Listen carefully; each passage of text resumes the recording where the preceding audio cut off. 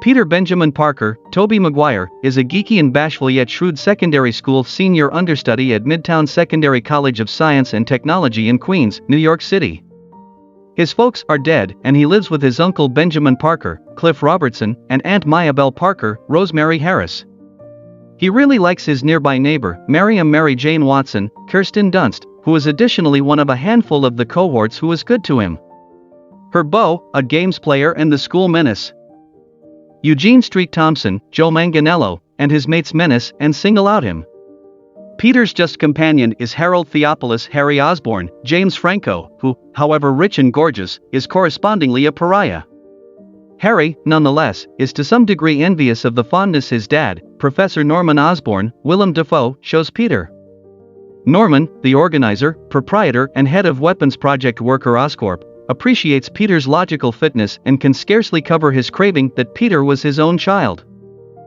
Peter's science class goes on a field outing journey to a hereditary quality science research facility at Columbia University.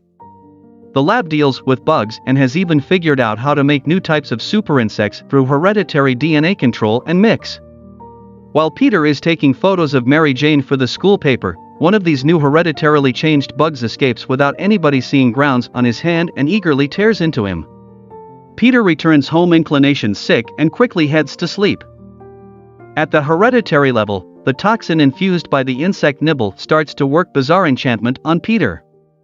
In the meantime, General Slocum, Stanley Anderson, visits Oscorp to see the aftereffects of their new Super Trooper equation. At the point when one of Norman's top researchers, Professor Strom, Ron Perkins, cautions him the recipe is temperamental, General Slocum takes steps to pull the tacticals all subsidizing from Oscorp. Sometime thereafter, Norman opens himself to the gas equation. He acquires godlike strength and spryness, however, is made crazy. He kills Strom and takes two other Oscorp developments, a green troll molded defensively covered exoskeleton flight suit and batform stream lightweight plane. Peter gets up the following daytime feeling quite a bit improved than any time in recent memory. He additionally learns his super skinny body presently swells with muscles and his visual perception is great. At school that day, he learns he can shoot networks out of spinnerets in his wrists. He shows his own new readiness by getting Mary Jane and her food plate when she slips at lunch and afterward beating a rankled Flash in a fistfight. That evening, he and Mary Jane nonchalantly be a tease across the wall isolating their patios, albeit Flash splits this up when he shows up with his new vehicle.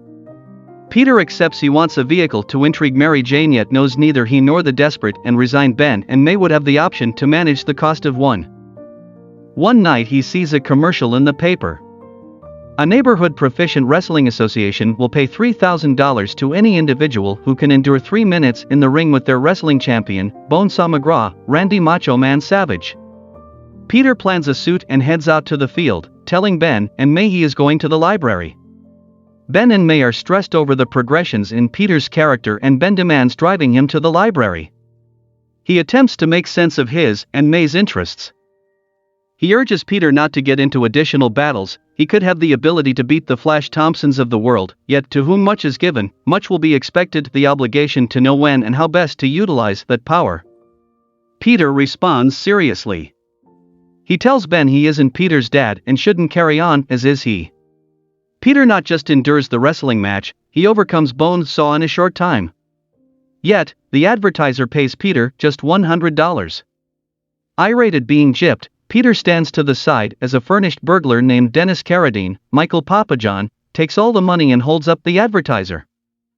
Getting away from through a lift. In any case, when he gets out to the road, he finds stunned that Dennis the lawbreaker lethally injured Ben with a firearm and took his vehicle. In misery, Peter pursues down Dennis and beats him. The looter drops through of a window where his body is recuperated by the police. Peter is crushed that evening, knowing that assuming he had halted Dennis whenever he gotten the opportunity and not acted so childishly then Uncle Ben would in any case be alive. That very evening, a threatening figure wearing the taken Oscorp exoskeleton and riding the Stream lightweight plane goes after a weapons test at Quest Aerospace, Oscorp's main rival. Their model is annihilated and General Slocum is killed. Peter is motivated by Ben's rebuke to involve his recently found bug-like superpowers for everyone's best interests. He plans another red and blue skin-tight ensemble complete with spiderweb example and insect images and swings around New York, thwarting unimportant burglaries and muggings as the Amazing Spider-Man, a name he gets from the broadcaster at the wrestling match. This doesn't charm him to Mr. Jonah Jonathan Jameson, J.K. Simmons, the irritable and peevish supervisor, proprietor and distributor of the Daily Bugle, New York's thriving news organization muckraking newspaper. In any case, when he learns Spider-Man sells papers, he puts out a call to picture takers for better photographs for his first page.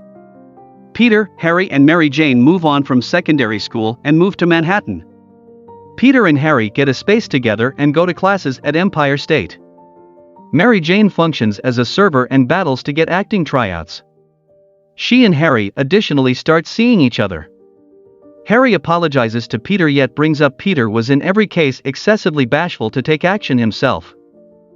Peter battles to hold down a task after his researcher instructor supervisor Professor Curtis C. Connors fires him for continuously being late. Norman proposals to assist him with viewing as one however regards Peter's craving to make his own specific manner on the planet. Peter sees Jameson's notice for good photographs of Spider-Man and, webbing his camera in helpful spots, gets astounding photographs of his own brave activities. In spite of the fact that Jameson doesn't compensate fairly, he consents to purchase a greater amount of Peter's photographs. Norman is likewise cheerful. Quest needs to revamp after the calamity that killed Slocum. Oscorp has greater government contracts and the organization's stock is taking off. He is dejected to get familiar with the board of directors has picked this second to acknowledge a buyout offer from Quest. His madness shows itself in a split character, the determined at this point confounded Norman, and the dangerous, plotting antagonist who will before long become known as the Green Goblin. As the Goblin, he goes after Oscorp's yearly Unity Day Road Fair motorcade and kills the board of directors. His assault likewise imperils Mary Jane. Bugman wards off the Goblin and salvages Mary Jane when she almost tumbles to her demise. Mary Jane winds up going gaga for Spider-Man, an inclination possibly built up when he saves her from certain attackers a couple of days after the fact during a stormy evening. This time, she says thanks to him with a profound kiss. She doesn't realize he is truly Peter. The Goblin chooses he and Spider-Man ought to be accomplices. He goes after the Bugle office to bait Spider-Man into a snare, utilizing takeout gas to quell him, and afterward gives Spider-Man a couple of days to thoroughly consider his proposal of organization. He cautions Spider-Man the city will ultimately betray him, and that they ought to lead it together. A couple of days after the fact, on Thanksgiving, Goblin organizes a fire in a high-rise to find a solution from Spider-Man. Bugman will not get together with Goblin, and the two battle. Bugman gets a terrible cut on his arm. As Norman and Peter, the Goblin and Spider-Man are expected at the space for Thanksgiving supper. They each race back independently. At the point when Peter shows up to supper with new blood from the cut on his sleeve, Norman acknowledges Peter is Spider-Man and quickly leaves. On the exit plan, he affronts Mary Jane and she leaves, hurt that Harry didn't shield her. That evening, Goblin assaults Aunt May at home, sending her to the medical clinic. While visiting her, Mary Jane uncovers her crush on Spider-Man to Peter, yet they end up having a cozy second themselves. Harry sees this and knows his relationship with Mary Jane is finished. Goblin chooses to strike at Spider-Man through Mary Jane. He seizes her, then undermines a streetcar brimming with kids along the Mid-Hudson Roosevelt Bridge. At the point when Spider-Man shows up, Goblin provides him with the decision of saving Mary Jane or the streetcar, then, at that point, drops them both from the scaffold. Bugman figures out how to save both, with the help from a passing flatboat and walkers on the scaffold who pelt Goblin with flotsam and jetsam and defer him from his endeavors to kill Spider-Man. Troll rather gets Spider-Man and tosses him into a neglected structure. The two battle, and the Goblin overwhelms Spider-Man in any event, tossing a pumpkin-molded troll explosive bomb straightforwardly at Spider-Man's face, vigorously harming Spider-Man's veil and injuring him. As the Goblin keeps down Spider-Man and is going to kill him with double sharp edges, he wrongly threatens Mary Jane. Maddened at this, Spider-Man pounds Goblin into the ground, overwhelming him, yet stops when the Goblin exposes to uncover himself to be Norman. The fact that Norman is the Goblin makes Peter dazed. Norman then attempts to motivation to Peter that the activities that had happened were all from the impact of the goblin's persona upon him. As Norman discussions to Peter, requesting pardoning, Goblin's Stream lightweight flyer shows up behind Spider-Man, and the goblin persona assumes control over Norman. Troll attempts to utilize his fly lightweight plane to kill Spider-Man, yet he jumps far removed without a moment to spare. Norman is wounded, speared, and killed. As he bites the dust, Norman asks Peter not to tell Harry about the Green Goblin. Spider-Man returns Norman's body to his penthouse loft. Harry sees them and faults Spider-Man for Norman's passing. At the memorial service, he promises retribution and says thanks to Peter for being a particularly incredible companion. Peter goes to visit Uncle Ben's grave. Mary Jane finds him there and confesses her love for him. She kisses him tenderly, passionately. Peter wants to tell her the truth, but can't. Instead, he tells her he can never be more than her friend.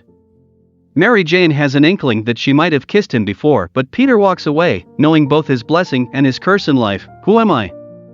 I'm Spider-Man.